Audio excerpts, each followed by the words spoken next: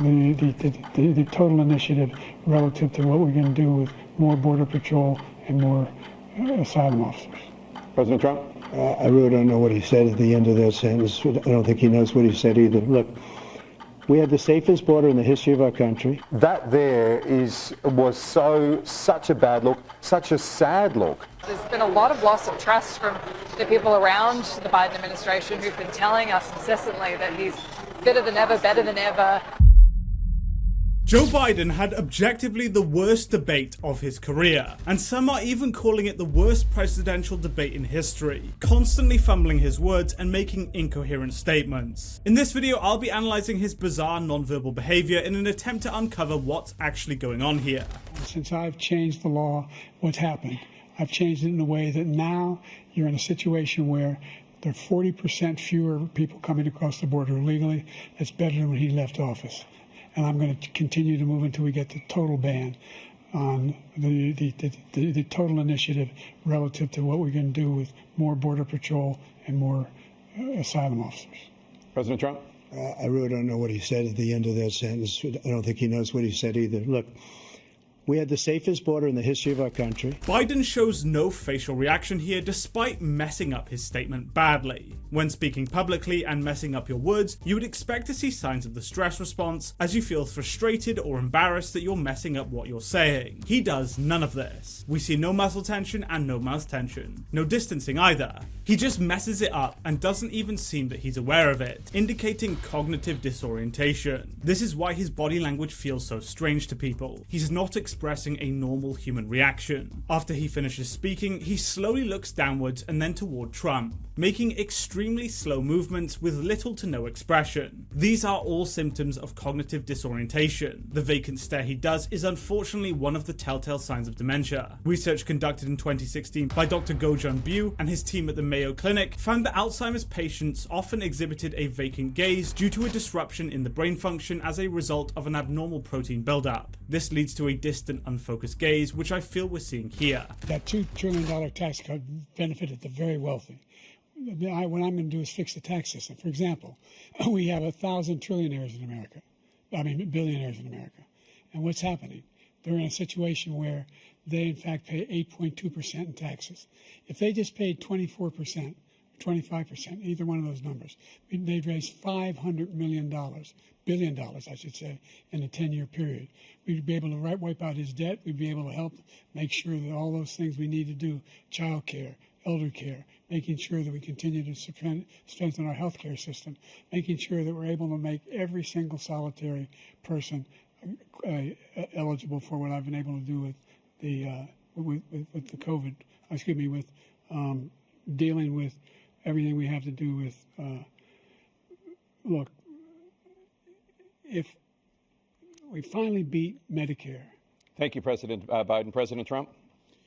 Well, he's right. He did beat Medicare. He beat it to death, and he's destroying Medicare because all of these people are coming in. They're putting them on Medicare. When Biden stumbles on his words, he does what's called prolonged blinking. This is a form of a distancing behavior, which the brain makes us do as a method of protecting us. Research conducted by Orchard and Stern in 1991 found that prolonged blinking is typically a response to a mental overload, or stress where the body momentarily disengages to cope with the increased mental demand, causing the length of the blink to increase. This is what he's doing here. He's experiencing a significant cognitive load. When Trump begins speaking again, we see more of the vacant gaze from Biden. He doesn't seem to be reacting to what's going on with his nonverbal communication.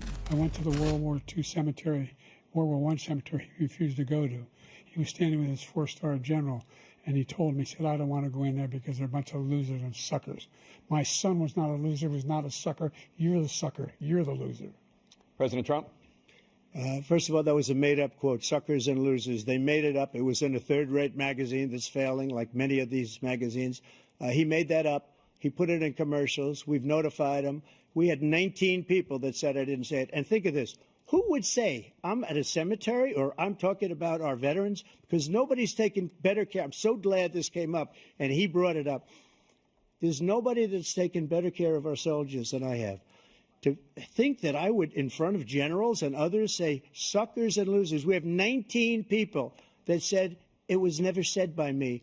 It was made up by him, just like Russia was made up, just like the 51 intelligence agents are made up, just like the new thing with the 16 economists are talking. It's the same thing. 51 intelligence agents said that the laptop was Russia disinformation. It wasn't. If we look at Trump, everything that Biden says he reacts to with his nonverbal communication. Nonverbals make up the majority of all communication, so when someone fails to give off nonverbal communication, it becomes a big red flag. We naturally detect when someone is acting strangely, which is why this debate has created such a backlash with the public. Biden again does prolonged blinking when he stumbles over his words, indicating he's experiencing an extreme cognitive load. He then gets angered at Trump's alleged comments and shows signs of muscle tension around the face and mouth, which is normal, but he immediately goes back to the vacant expression, failing to react to anything Trump says with his body language. Trump, on the other hand, is shaking his head and reacting to everything Biden says. He's giving off a neurotypical response. What do you say to voters who have concerns about your capabilities to serve?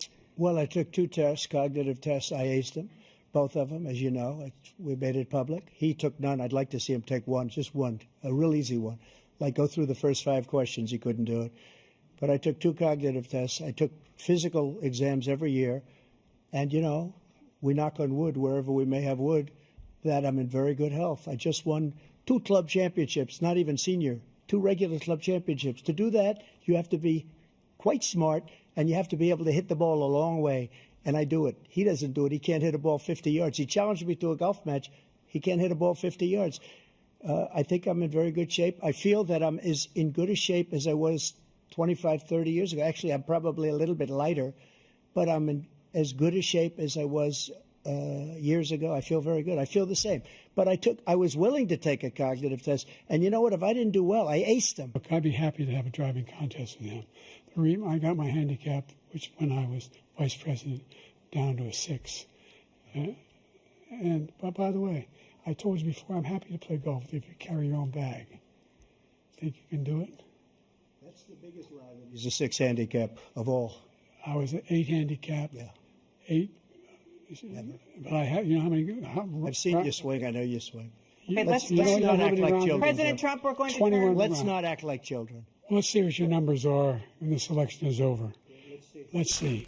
Biden is doing what's called a feigned smile here when Trump begins talking about cognitive tests. The muscles around his eyes don't tense up, which is what happens when a genuine smile occurs. He's doing what's called the smile mask, which is when we feign a smile to mask our actual feelings. Ekman and Friesen in 1978 released a study titled Facial Action Coding System, which found that people often smile to mask their feelings of stress. Due to the constant criticism he faces of what once were called gaffes, but are now serious legitimate concerns of his competency to be president, Biden is well aware of how severe these comments are. Trump is criticizing him about such a big issue, and this causes him extreme stress, so he masks it by smiling. He then continues distancing with his blinking when he stumbles on his words. You're a whiner.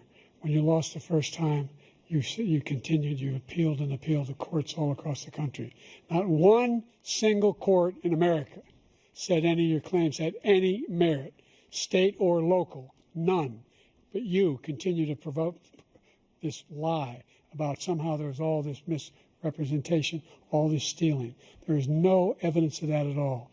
And I tell you what, I doubt whether you'll accept it because you're such a whiner. The idea if you lose again, you accepting anything, you can't stand the loss. Something snapped in you when you lost the last time. Biden again shows very little in terms of his nonverbal communication. He just displays slow movements and does pretty much no gestures to support what he says. I'm not going to sugarcoat it. Something is clearly not right with Biden. He's struggling to keep up mentally with what's going on, and his body language shows this, displaying significant cognitive load, and all of his nonverbal communication shows that he's struggling. He had to be helped off the stage by his wife at the end of the debate. Regardless of his politics, he's in no state to lead the most powerful nation in the world, and for his sake, I think he should let someone else take over the reins. What do you think of this video? Let me know in the comment section below, and thank you so much for watching. If you did enjoy it, please be sure to hit the like button and subscribe for more content, and I'll see you in the next video. Goodbye.